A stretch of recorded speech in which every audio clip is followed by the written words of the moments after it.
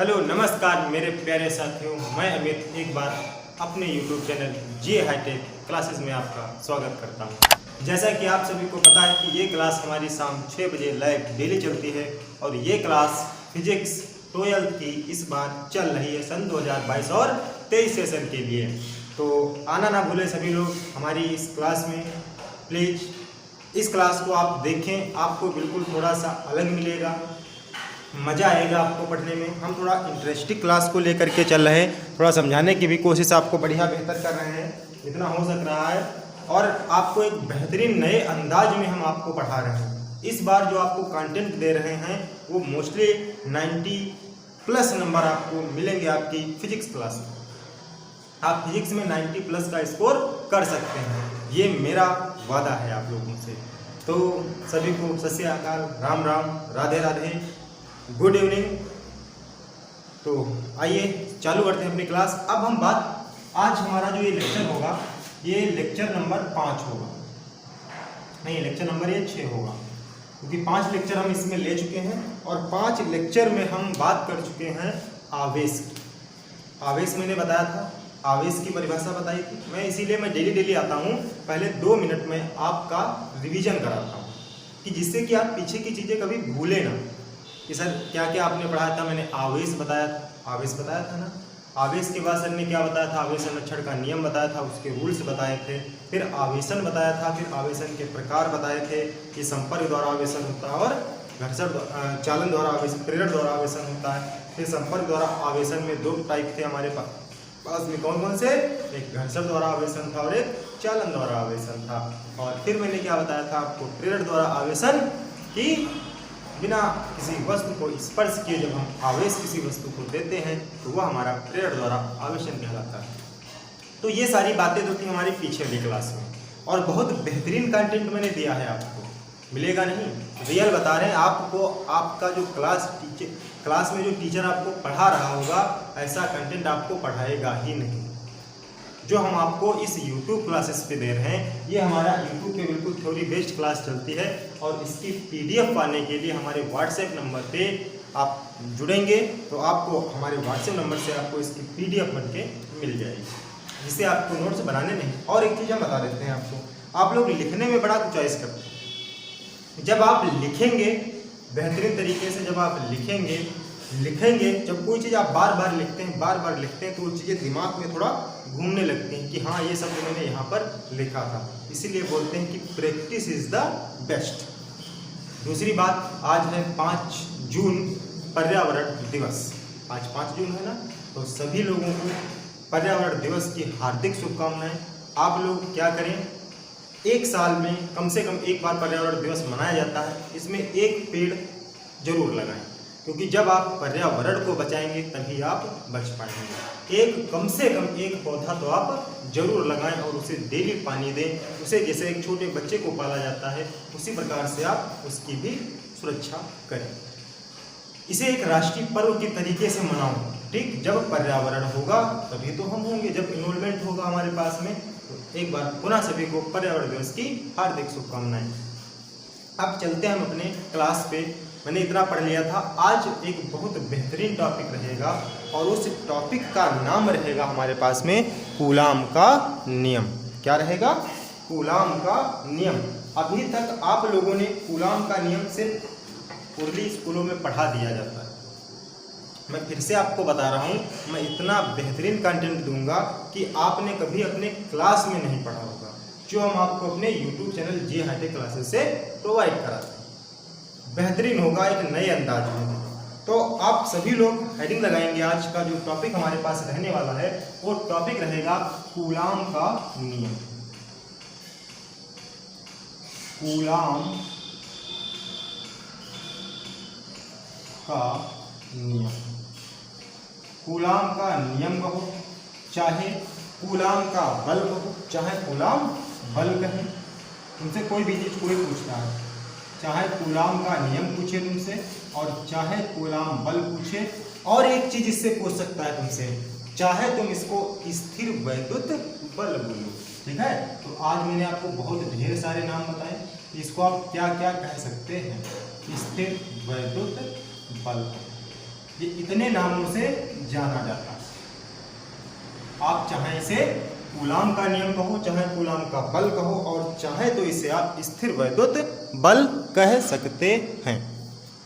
अच्छा, अब हम थोड़ा से बात कर लेते हैं कि आखिर ये कूलाम जो नियम है, एक वैज्ञानिक थे कूलाम, उन्होंने ये नियम दिया था। भाई वैज्ञानिक थे, और कूलाम का नियम, इसको इंग्लिश में हम ऐसे लिखते हैं COULOUMB,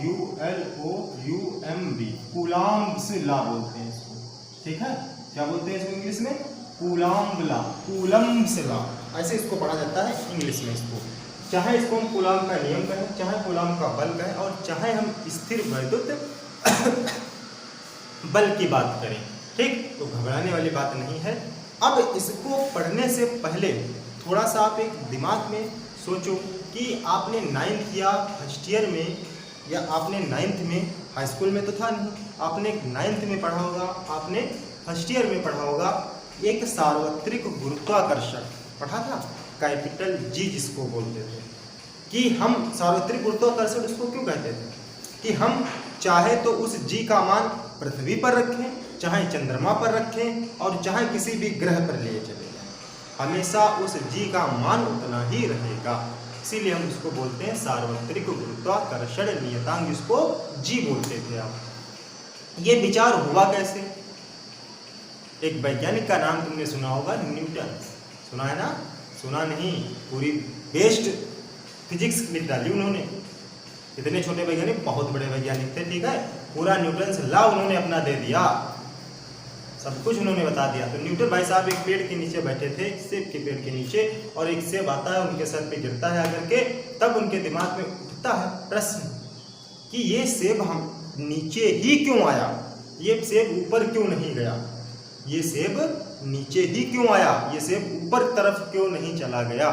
तो ऐसा क्यों हुआ? तो हम थोड़ा सा तुमको रीजन बताएंगे कि मान लो जब इस नियम को आप समझ जाएंगे तो आप मोस्टली आप ये नियम कर लेंगे। आपके पास में सबसे बेहतरीन तरीके से हम बता रहे हैं कि जब आप इस नियम को समझ जाएंगे कि न्यूटन्स लॉ लें, तो आप इसको बेहतरीन तरीके से समझ सकते हैं। ज़्यादा मुझे मेहनत नहीं करनी पड़ेगी आपको समझाने में। ठीक, आप समझ जाएंगे। बात थी क्या कि कोई दो द्रव्यमान वाली वस्तु थी, एक का द्रव्यमान m1 था और एक का द्रव्यमान m2 था। दो द्रव्यमान वाली वस्तुएं थी। मान लो जैसे एक सेब था तुम्हारे पास में, क्या था? एप्पल था। जो बनाना, जो मैंने तुमको बताया, जो बनाना था, जो सेब था, एप्पल था, जो न्यूटन भाई साहब के सर पे गिरा था आकर के, वो एप्पल का द्रव्यमान m1 और जो पृथ्वी का द्रव्यमान वो m2 था। ठीक, लेकिन हमेशा एक बात याद रखना कि जो द्रव्यमान होते हैं वो एक दूसरे को आकर्षित करते हैं, उनके एक दूसरे में आकर्षण होता है। मतलब एक m1 द्रव्यमान की वस्तु थी और एक m2 द्रव्यमान की वस्तु थी, ये दोनों एक दूसरे से r दूरी पर बंधे हुए थे। कितनी दूरी पर? r दूरी पर बंधे हुए थे। तो यहाँ पर ये नियम फॉलो होता था। आप लोगों ने 9th में पढ़ा होगा, फर्स्ट ईयर में पढ़ाया गया होगा आपको, लेकिन अगर आपके टीचर ने आपको बेहतरीन तरीके से पढ़ाया होगा तब तो पढ़ा होगा।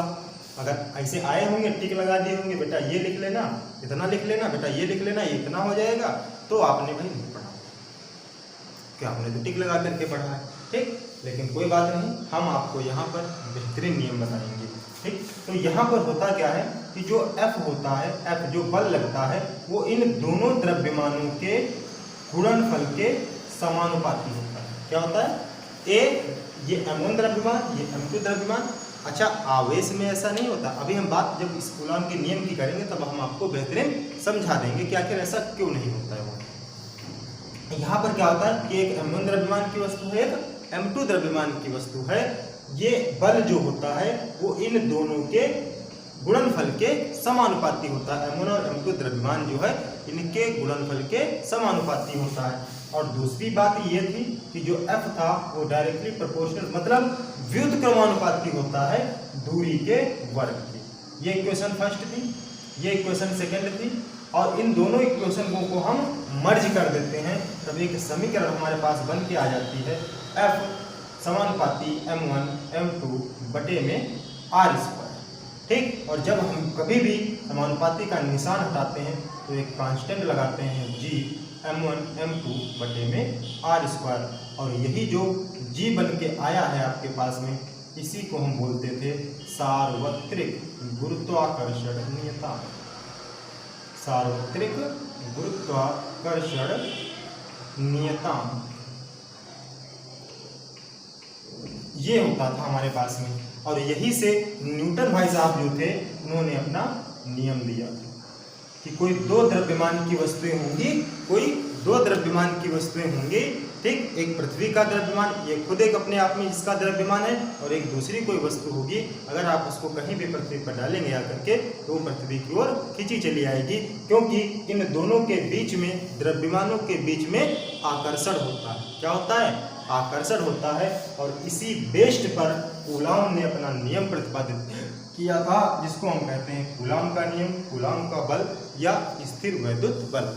यहाँ पर उन्होंने द्रव्यमानों के बीच की बात की थी, और यहाँ ये बात करेंगे आकर के आवेशों के बीच की। बस तुम्हें दिमाग में इतना रखना है कि कोई दो द्रव्यमान जब होते हैं तो वो एक दूसरे को प्रतिकर्षित करते हैं, मतलब एक दूसरे की तरफ खींचते हैं, आकर्षित होते हैं, आकर्षण होता है। द्रव्यमानों के बीच में आकर्षण होता है, लेकिन आवेशों के मध्य में आपको पता है कि अगर एक जैसे आवेश हैं, अगर धनात्मक आवेश एक वस्तु पर है और दूसरे वस्तु पर भी धनात्मक आवेश है, तो वे एक दूसरे से दूर हटेंगे, और अगर एक पर धनात्मक आवेश है और एक दूसरे पर ऋणात्मक आवेश है तो एक दूसरे की ओर आएंगे। बस इतना सा लॉजिक आपको ध्यान रखना है कि द्रव्यमान में और आवेश में अंतर क्या होता है।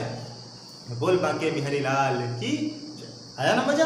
अब देखना, बहुत ही डीपली तुमको हम समझाएंगे, और इसमें आज हम आपको ये भी बताएंगे कि कैसे के का मान प्रयोगों द्वारा लिख करके टीचर लोग आते हैं, प्रयोगों द्वारा बता देते हैं कि के का मान 1 रख देना, काम हो गया। आज हम तुमको सिद्ध करके बताएंगे कि के का मान 1 आता कैसे। ठीक, तो बने रहेंगे हमारे साथ में पूरी क्लास में, अंततः क्लास तक आप बने रहेंगे, तभी आप चीज़ों को समझ पाएंगे, तभी आप चीज़ों को जोड़ पाएंगे। अच्छा, अब देखो, अब मैंने अभी तुमको क्या बताया कि कोई दो द्रव्यमान की वस्तुएं थी, कोई दो वस्तुएं थी जिनका द्रव्यमान m1 और m2 था। इसी प्रकार से हमारे पास में कोई दो आवेश होंगे, एक वस्तु है Q1 और एक वस्तु है अपने पास में Q2, ठीक है, और ये एक दूसरे से r दूरी पर बंधे हुए हैं। कितनी दूरी पर बंधे हुए हैं? r दूरी पर बंधे हुए हैं। ठीक, मैंने ये कहा कि इनमें तो आकर्षण हो रहा था कि ये m1 इसको खींच रहा था, m2 इसको खींच रहा था, लेकिन आवेशों में ऐसा नहीं होता है। कब? जब धनात्मक हो, ऋणात्मक हो। अगर विपरीत आवेश होते हैं तो वो एक दूसरे को आकर्षित करते हैं। ठीक, तो इतनी बात तुम्हें ध्यान रखनी है। अब वही चीज, जैसे कि यहाँ पर F समानुपाती m1 m2 के था, तो यहाँ पर भी तुम्हारे पास में जो बल होगा, जो इन आवेशों के मध्य बल लगेगा, वो समानुपाती होगा आवेशों के Q1 और Q2 के। F समानुपाती Q1 और Q2 के, तो ये कंडीशन नंबर फर्स्ट बनेगी आपके पास में। दूसरी समीकरण F प्रोपोर्शनल, मतलब डायरेक्टली प्रोपोर्शनल टू, मतलब व्युत्क्रमानुपाती होगी दूरी के वर्ग के, और ये समीकरण बनेगी तुम्हारे पास में 2। अब करते क्या है, इन दोनों समीकरणों को हम मर्ज कर देते हैं। तो इन जब दोनों समीकरण को हम मर्ज करते हैं तो F समानुपाती निकल के आता है हमारे पास में Q1 Q2 बटे में r²। और जब तुम्हें पता है कि जब हम समानुपाती का निशान हटाते हैं तो प्रयोगों द्वारा कोई ना कोई हम कांस्टेंट लिखते हैं। जैसे यहाँ पर हम कांस्टेंट लिख रहे थे G, जो था सार्वत्रिक गुरुत्वाकर्षण नियतांक, वैसे यहाँ पर हम लिखेंगे K। ठीक, तो ये हो जाएगा Q1 Q2 बटे में r²। ये तो बात होती है इतनी, ये होता है कूलाम का नियम। ठीक, कि अब देखो यहाँ पर था क्या, सबसे पहले अगर आपको थ्योरी लिखना है कि माना दो, क्या हमारे पास में दो गोले हैं जिस पर एक पर आवेश Q1 है और एक पर आवेश Q2 है, जिनके मध्य की दूरी r है। ये लिखना है तुम्हें, थ्योरी में लिखना होता है। ठीक, अगर तुम्हें इसकी परिभाषा लिखने को आ जाए कि कूलाम के नियम की परिभाषा बताओ क्या होती है, तो देखो सबसे पहले क्या लिखोगे, ये परिभाषा यहाँ से तुम्हें निकालनी, कहाँ से? यहाँ से। ठीक, तो सबसे पहले परिभाषा क्या लिखोगे कि दोनों आवेशों के गुणनफल का परिमाण। ठीक, एक आवेश Q1 एक आवेश Q2, इन दोनों आवेशों का देखो गुणनफल हो रहा है, तथा दूरी के वर्ग के, दूरी क्या है r थी, इसके वर्ग के व्युत्क्रमानुपाती होता है। इसी को हम बोलते हैं कूलाम का नियम। बात समझ गए कि F directly proportional to Q1 Q2 बटे में r²। ये होती है कूलाम के नियम की परिभाषा। तो परिभाषा तो सभी लोग लिख लेंगे, फिलहाल जो मुझे समझाना है वो हम आपको समझा रहे हैं। अब यहाँ पर K क्या है, अगर हम K की बात करें तो यहाँ पर K हमारे पास में है कांस्टेंट, जिसको हिंदी में हम बोलते हैं नियतांक। क्या कहते हैं इसको हम? नियतांक बोलते हैं इसको हिंदी में। K हमारे पास में क्या है? कांस्टेंट वैल्यू है, इसको हम बोलते हैं नियतांक। अच्छा, अब बात आगे आती है हमारे पास में कि K तो कांस्टेंट हो गया हमारे पास में। अच्छा, अब हम बात कर लेते हैं कि जो K है इसकी निर्भरता क्या होती है। ठीक, चीज़ों को जोड़ते हुए चल रहे हैं, समझ में आएगा बेहतरीन। इसका भी SI मात्रक बताएंगे, इसका CGS मात्रक बताएंगे, तभी समझ में आएगा। ठीक, तो सबसे पहले ये समझो कि आखिर K जो है उसकी निर्भरता क्या है, कि वो किस पर डिपेंड करता है, किस किस चीज़ पर ये निर्भर करता है। तो सबसे पहले आप लिखेंगे कि K की निर्भरता उसके मात्रक पर की जाती है। किसके? उसके मात्रक पर की जाती है। भाई, निर्वात में अलग बात होती है, माध्यम में अलग बात होती है। हम बात समझ लो यहाँ पे कि क्या होता, मतलब कहने का कि जैसे हम यहाँ हैं, ठीक, निर्वात में है, यहाँ अगर हम अपना हाथ चलाते हैं तो बड़ी आसानी से चला रहे हैं ना, बड़ी आसानी से इस बोर्ड पे मार रहे हैं। अगर हम यही पानी के अंदर चले जाएं, माध्यम में चले जाएं, तो क्या आप अपना हाथ इतनी स्पीड में चला सकते हो? नहीं चला सकते हो। ठीक है, तो माध्यम पर भी निर्भर करता है K का मान। सबसे फर्स्ट पॉइंट में क्या लिखना है तुम्हें? जो K का मान होगा, सबसे फर्स्ट पॉइंट में क्या लिखोगे कि K जो है, K की निर्भरता किस पे की जाती है? तो K की निर्भरता, K की जो निर्भरता है वो उसके इकाई पर। इकाई का मतलब क्या होता है? हम बता चुके हैं तुमको, इकाई को हम बोलते हैं मात्रक पर। दूसरे बात करते हैं कि K की निर्भरता किस पर की जाती है? अभी मैंने तुमको बताया कि K की निर्भरता माध्यम पर करते हैं। किस पर? कि माध्यम कैसा हमारे पास में है, तो K की निर्भरता हम किस पर करेंगे? माध्यम पर करेंगे। अब थोड़ा इसको समझ लेते हैं कि आखिर ये सर क्या बोल गए, हवा हवा में सर क्या बोल गए।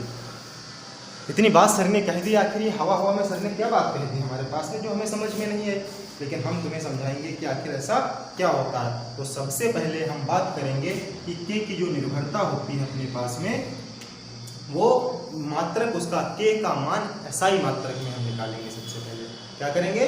K का मान SI मात्रक में निकालेंगे। सबसे फर्स्ट पॉइंट में निकालेंगे हम K का मान, K का मान SI मात्रक में। आज बहुत चीज़ें सीख जाओगे तुम कि आखिर प्रयोगों द्वारा K का मान 1 क्यों रखते हैं, क्या रीजन रहा कि K का मान मुझे 1 रखना पड़ा। ठीक है, तो सबसे पहले हम K का मान निकालते हैं। तो आप सभी को पता है कि K का जो मान होता है वो 1/4 पाई एप्सिलॉन नॉट, और ये एप्सिलॉन नॉट इसको हम एप्सिलॉन नॉट बोलते हैं। ठीक है, और इसको हिंदी में हम कहते हैं वैद्युतशीलता। इसको क्या बोलते हैं हिंदी में हम? विद्युतशीलता। क्या बोलते हैं इसको हम? विद्युतशीलता। के बराबर मान होता है 1/4 पाई एप्सिलॉन नॉट। इसको एप्सिलॉन नॉट को इसको हम एप्सिलॉन नॉट कहते हैं। इसको हिंदी में हम कहा जाता है कि विद्युतशीलता। बात समझ गए? अच्छा, और वो भी कहाँ पर? ये एप्सिलॉन नॉट जो होती है ये विद्युतशीलता होती है निर्वात में। कहाँ पर होती है? निर्वात में। निर्वात में जो वैद्युतशीलता होती है वो एप्सिलॉन नॉट होती है। निर्वात की वैद्युतशीलता एप्सिलॉन नॉट, और इस एप्सिलॉन नॉट का जो मान होता है वो 8.85 गुणे 10⁻⁻12 होता है। कितना होता है? 8.85 गुणे 10⁻⁻12 इसका मान होता है। अब इसके मात्रकों की बात कर लेते हैं कि इसका मात्रक हम निकालें तो कैसे निकालेंगे। ठीक, अच्छा, जो K का मान होता है हमारे पास में वो 9 गुणे 10⁻9 होता है। ये तुम्हें याद रखने होंगे। ये मान एप्सिलॉन नॉट का 8.85 गुणे 10⁻12 होता है। K का मान 9 गुणे 10⁻9 होता है। अब इसके हम मात्रक की बात करेंगे कि आखिर इसमें कौन सा मात्रक लिखेंगे। ठीक, तो ये मात्रक तो आपको हम बताने वाले हैं। घबराने वाली किसी को बात नहीं। सबसे पहले हम के का मात्रक निकाल लेते हैं। किसका मात्रक निकाले? के का मात्रक निकाले। ये अब यहाँ से देखो, ये समीकरण एक तुमको दी गई थी, F बराबर के Q1 Q2 बटे में R स्क्वायर। अगर हम यहाँ से के का मान निकालते हैं तो के बराबर तुम्हें पता है, ये हम इधर रखेंगे तो जो चीज़ गुणे में होगी वो बटे में आ जाएगी, जो चीज़ बटे में होगी वो गुणे में चली जाएगी, यही तो बात होगी। तो F R स्क्वायर, इसको हम लिखेंगे F R स्क्वायर बटे में Q1 Q2, यही तो लिखेंगे। अच्छा, के की बात अगर हम कर रहे हैं तो ये F क्या है? ये बल है, और बल का मात्रक SI मात्रक बल का क्या होता है?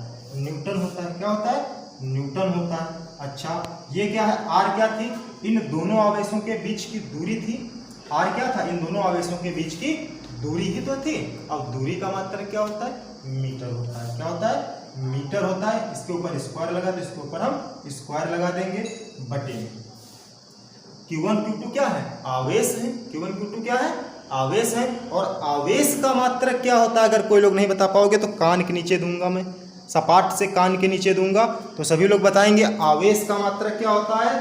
कमेंट बॉक्स में लिख के बताओ तुरंत जल्दी से। सर कूलाम होता है। क्या होता है? कूलाम होता है। तो कूलाम, अब ये कूलाम, तो कूलाम इंटू कूलाम, तो हम कूलाम स्क्वायर इसको लिख सकते हैं ना। तो के का हमारे पास मात्रक क्या निकल के आ गया? न्यूटन मीटर स्क्वायर बटे कूलाम स्क्वायर। अब इस अगर हम सी को ऊपर लेना चाहें तो हम इसको ये लिख सकते हैं, न्यूटन मीटर स्क्वायर और प्रति कूलाम की घात -2, इतना लिख सकते हैं ना। न्यूटन मीटर स्क्वायर प्रति कूलाम की घात -2 लिख सकते हैं ना। सभी लोग बताएंगे, हमारे प्यारे साथी, हमारे सभी प्यारे साथी बताएंगे कि हम इसको ऐसे लिख सकते हैं कि नहीं लिख सकते? लिख सकते ना।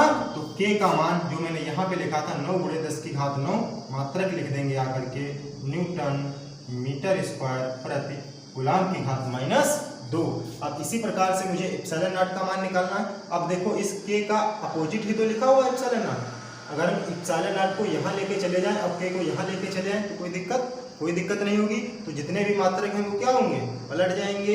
पलट जाएंगे ना। मात्रक भी क्या हो जाएंगे? पलट जाएंगे हमारे पास में। तो क्या हो जाएगा? तो न्यूटन ऐसे लिखा था, तो न्यूटन, इसको पलटोगे तो न्यूटन की घात -1 हो जाएगी, मीटर की घात -2 हो जाएगी, और प्रति कूलाम हमारे पास में प्लस में आ जाएगा। बात समझ गए? न्यूटन मीटर की घात -2 प्रति कूलाम स्क्वायर, ये इसके बन गए मात्रक। तो ये मात्रकों की बात समझ गए कि इनका के का मान जो होता है वो SI मात्रक में क्या होता है। समझ गए ना सभी साथी हमारे? अब हम बात कर लेते हैं कि इसका CGS मात्रक क्या होता है। किसमें बात कर लेते हैं हम? CGS की बात कर लेते हैं कि CGS में इसका मात्रक क्या होता है। किसमें? ये तो था हमारे पास में SI मात्रक में। अब हम बात करेंगे नंबर 2 की।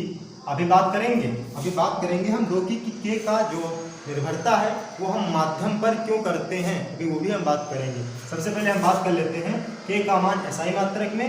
अब हम निकाल लेते हैं इसको CGS मात्रक में।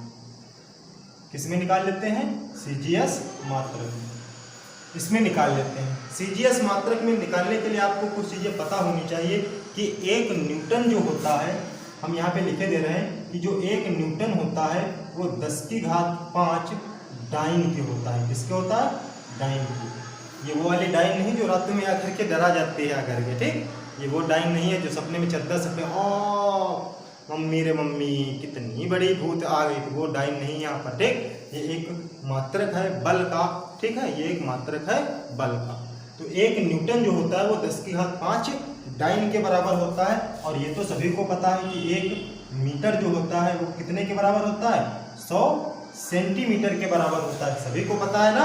अच्छा, ये चीज़ सभी को पता है। तो एक चीज़ और तुम्हें पता होनी चाहिए कि जो एक कूलाम होता है वो 3 × 10 की घात 9 स्टेट कूलाम के बराबर होता है। किसके? स्टेट कूलम्ब के बराबर होता है। अगर इतनी चीज़ें आपको पता है तो आप SI मात्रक, इसका CGS मात्रक आप लोग निकाल सकते हैं। डाइन समझ के सब लोग गायब हो गए क्या? अरे नहीं भाई, ये वो डाइन नहीं है जो तुम्हें खतरा उत्पन्न करेगी आकर के, ठीक है? लेकिन हाँ, ये फिजिक्स जरूर है, ये तुम्हें डाइन बन के डसेगी आकर के अगर पढ़ोगे नहीं। अगर पढ़ोगे तो बहुत बेहतरीन तरीके से तुम्हें समझ में आएगा। अब ये मैंने तुमको बताया, अभी हम तुमको बता रहे थे हमको के का हेतुमान निकालना है। के बराबर क्या था 1/4 पाई एप्सिलॉन नॉट, यही तो था हमारे पास में। के बराबर 1/4 पाई एप्सिलॉन नॉट, ये मैंने अभी लिखा था। के बराबर 1/4 pi epsilon not. Epsilon not यहाँ पर क्या है, निर्वात में वैद्युतशीलता। क्या है, निर्वात में वैद्युतशीलता।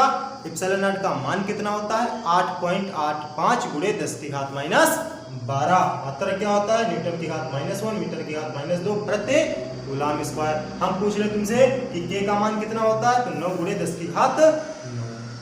समझ गए ना, बात को समझ गए, बात हजम हो गई। ठीक, हम तुम्हें दे रहे हैं 500 mg का कैप्सूल जो तुम्हें हजम करना।